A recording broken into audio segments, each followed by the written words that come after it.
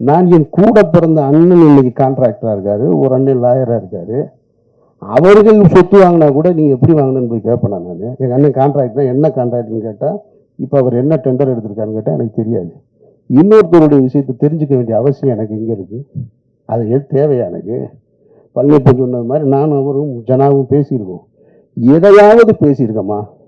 நீங்க என்ன பண்றீங்க, நீங்க என்ன பண்றீங்க, அதெல்லாம் எங்க வேலை கிடையாது. நான் எப்படி இருக்கிறேன்? நான் ஒரு இறை நம்பிக்கையோடு இருக்கேன். அவர் ஒரு பெரியாரிஸ்டா இருக்காரு, ஜனநாதன் ஒரு கம்யூனிஸ்டா இருக்காரு. 3 பேரும் ஒன்னா இருந்தோம்.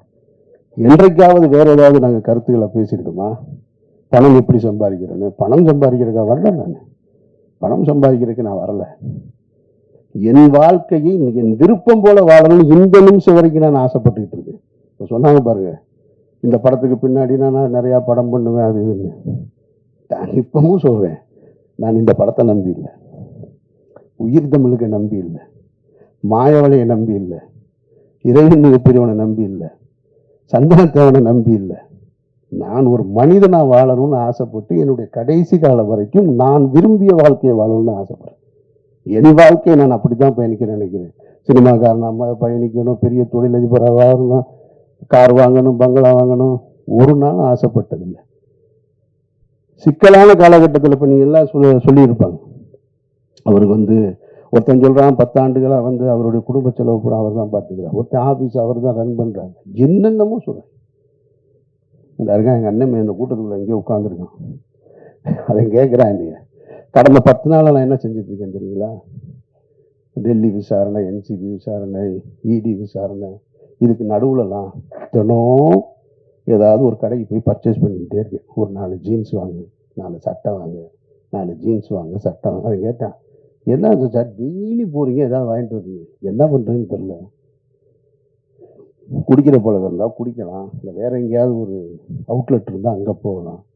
ஒன்றும் கிடையாது, நான் போகிறேன் வாங்குறேன் வர்றேன்.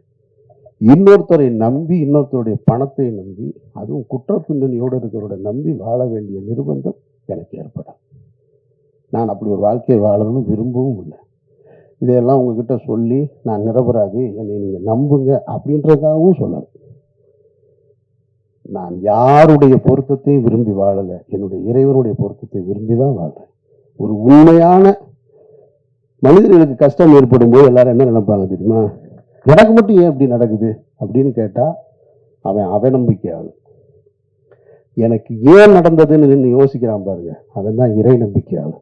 நான் இறை நம்பிக்கையாளன், நான் அவநம்பிக்கையாளன் இல்லை.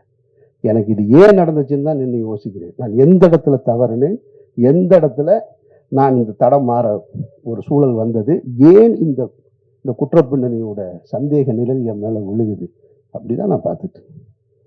அதனால நான் என்னை இங்கிருந்து இன்னும் சரி செய்து கொள்ள வேண்டிய பொறுப்பு இருக்கு. அதனால நிறைய நான் அதை நோக்கி தான் பயணிக்கிறேனே தவிர மற்றபடி எதுவுமே என் மைண்ட்ல கிடையாது. அப்புறம் இந்த யூடியூப்ல நான் பார்த்த விஷயங்களை பார்க்கும்போது எனக்கு என்னன்னா, கொஞ்ச நாளைக்கு இதை பார்க்காம இருக்கிறது நிம்மதியா இருக்குன்ட்டு. ஒருத்தம் கூட உண்மை பேசுறாங்க, அதுதான் பெரிய கொடுமை. சொல்றது பூரா பொய் பொய் பொய் பொய், அவ்வளவுமா பொய். ஏதாவது 1 2ல ஒருத்தன் சொல்றான், எனக்கு சோர்ஸ் டெல்லியிலேருந்து வந்துருச்சுன்னா, சோர்ஸ் வருதுன்றான். எனக்கு சம்பளம் வந்ததே பல பேருக்கு தெரியாது. அதை என்னோட வக்கீல் வெளியே சொன்னதுக்கு அப்புறம் தான் தெரியும். ஆனால் இவன் சொல்றான் சோர்ஸ் நான் இரு. அவர் ஒரு 2 பேர் உட்காந்துக்கிறாங்க, கேட்டால் அவங்க எல்லாம் புலனாய்வு புலிகளாம். ஒரு 2 பேர் உட்காந்துக்கிறான். இதுக்கு ஒரு கேள்வி கேட்கிறாரு. இவர் மடியில் 2 பேப்பர்ஸாக வச்சிருக்கா. அப்படி எடுத்து பார்த்துட்டு, அப்படியா அவனுக்கு வந்திருக்கா, அது என்னன்னு நான் சொல்றேன், எனக்கு ஒரு ஆள் மாதிரி தான் சொன்னாங்க, அப்போ நான் நைட் டெல்லியில் பேசிட்டு சொல்கிறேன் அப்படின்ட்டான். சரி, உண்மையிலேயே டெல்லியிலேருந்து உனக்கு சோர்ஸ் இருக்கும் போல இருக்குன்னா, அவனுக்கு தேனியில் அரெஸ்ட் பண்ண போகிறதே தெரியல. அதுதான் பெரிய கொடுமை. சரி, மடியில் 2 4 பேப்பர் இருக்கு, என்னடா பரட்டி பார்த்து ஏதோ சொல்கிறான் போல இருக்கு. சரி, ஏதோ இதுல இருந்து வந்திருக்கும் போல இருக்கு, இருக்கலாம் இல்லையா? ஏதோ காவல்துறையில இருந்தா சொல்கிறாங்க, ஏதோ உளவுத்துறையில் இருந்தா சொல்கிறாங்க.